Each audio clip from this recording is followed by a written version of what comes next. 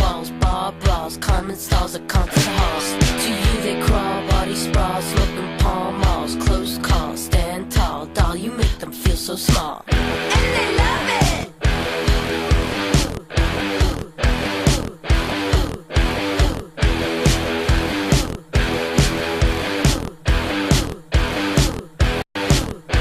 The boys wanna be her, the girls wanna be her.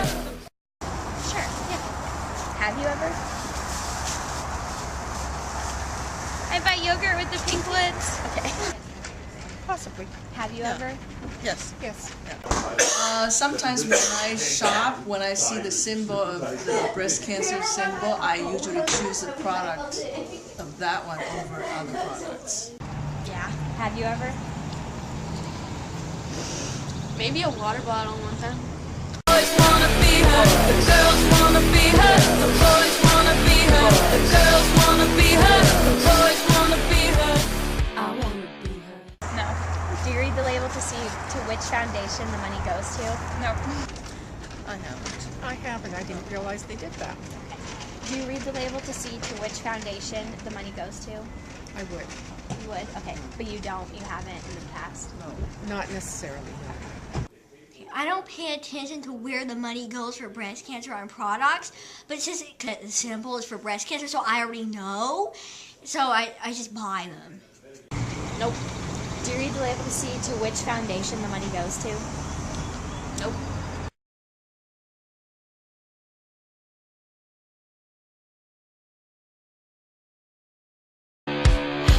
Yes, I do.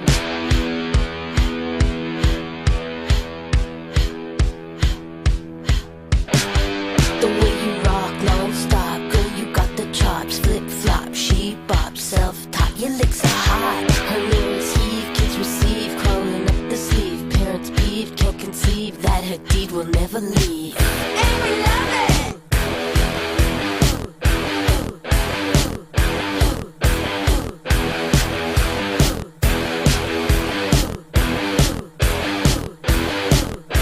The boys wanna be her, the girls wanna be her, the boys wanna be her, the girls wanna be her, the boys wanna be her, the girls wanna be her, the boys wanna be her.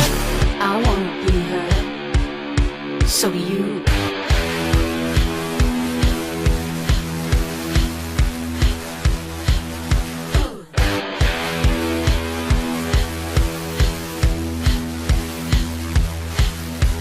Listen up, listen up, listen up.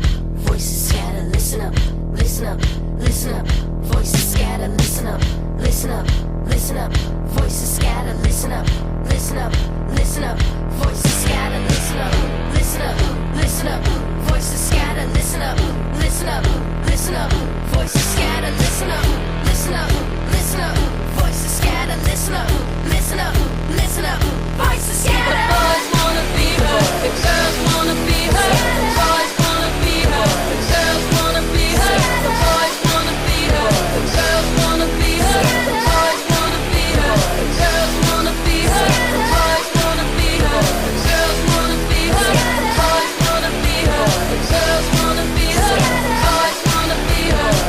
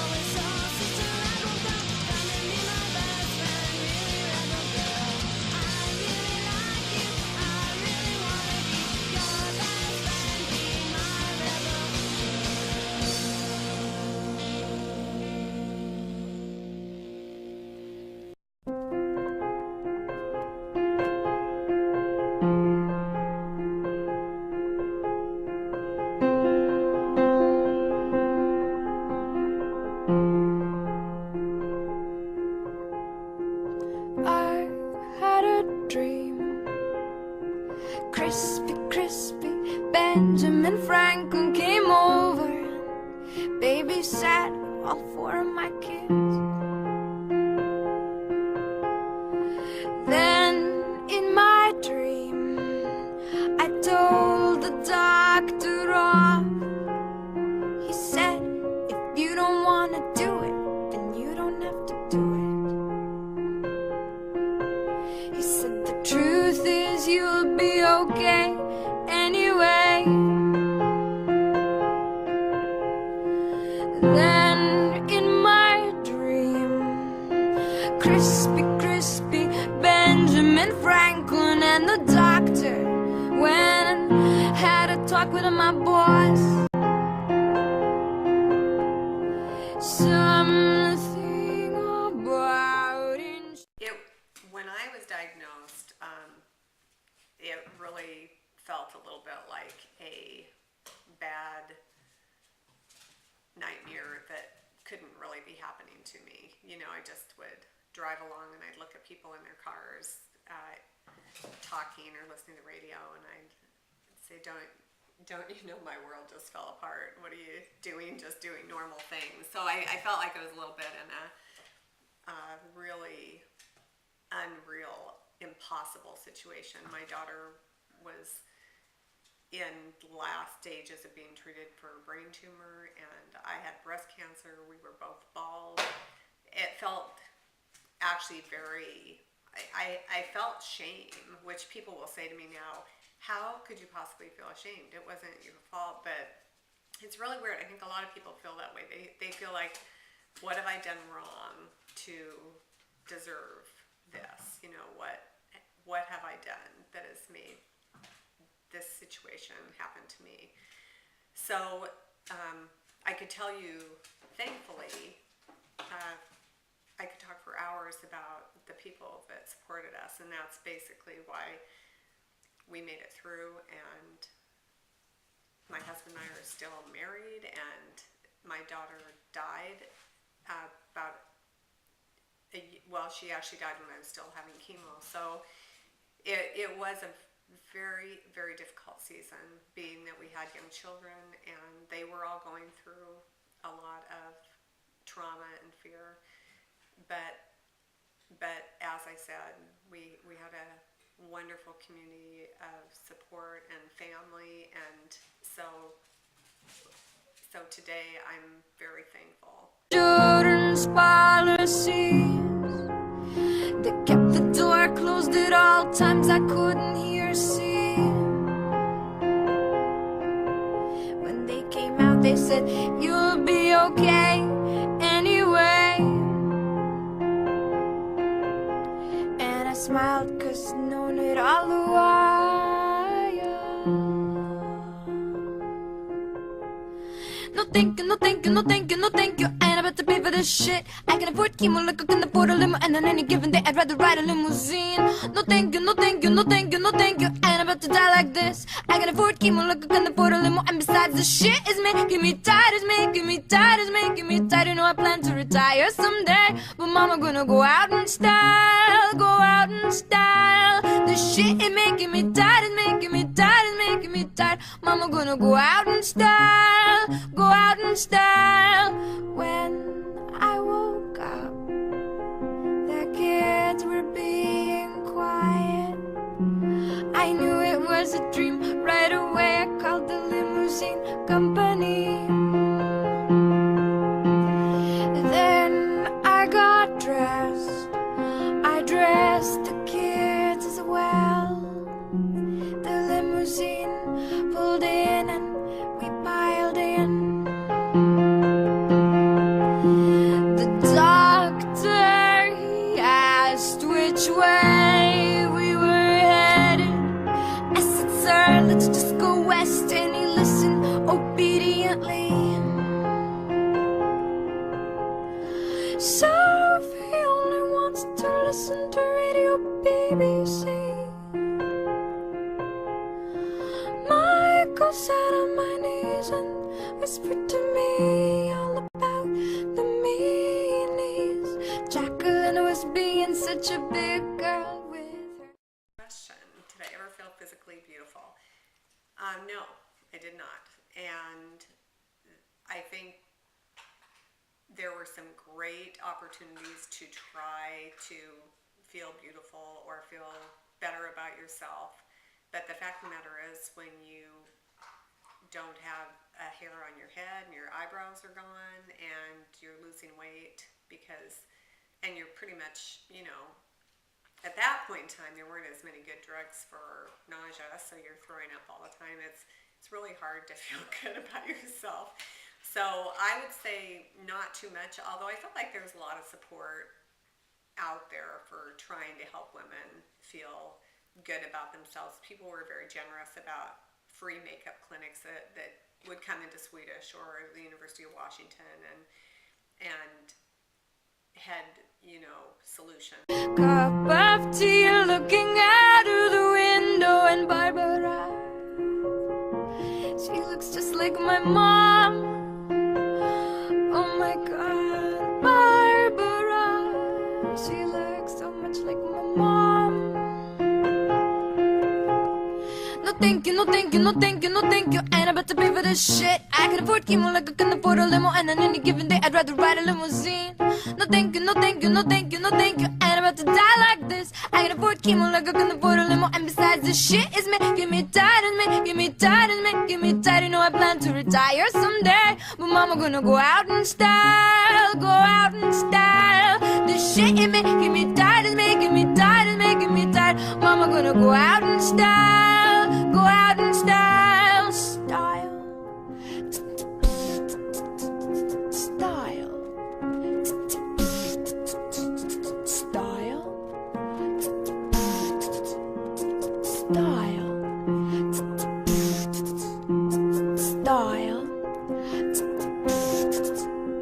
style, style, style, style. I had a dream, crispy, crispy. Benjamin Franklin came over and babysat all four of my kids. I had a dream, crispy, crispy. Benjamin Franklin came over and Probably like they have Lyme's disease. I don't know. I'm a lesbian and I hate pink, and it puts me off every time I see it. So I would imagine that a man might also, especially if he was identified with the disease, would feel alienated. First of all, I didn't know men get breast cancer. Second of all, it would probably make them feel uncomfortable. Men would feel marginalized. Oh, probably excluded. I think, again, those campaigns, they've done a lot of good, I would say, and raised a lot of money and awareness, but maybe it could be seen as not as inclusive as it might be for some people who aren't pretty in pink tights. I think that it does, it puts a certain population of breast cancer folks out of, you aren't going to have men wearing pink, and men do get breast cancer, albeit a smaller population.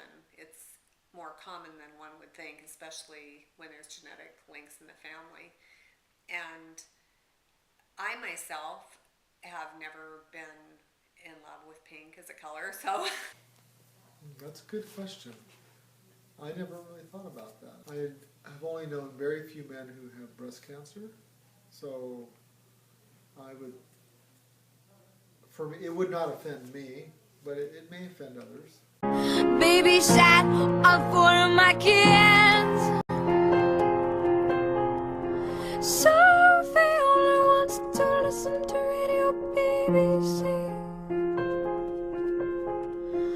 Michael sat on my knees and whispered to me all about the meanies. Jacqueline was being such a big girl with her cup of tea, looking out of the window, and Barbara, she looks just like my mom. Oh my God, Barbara. like my mom. Oh my God, Barbara, she looks so much just like mine.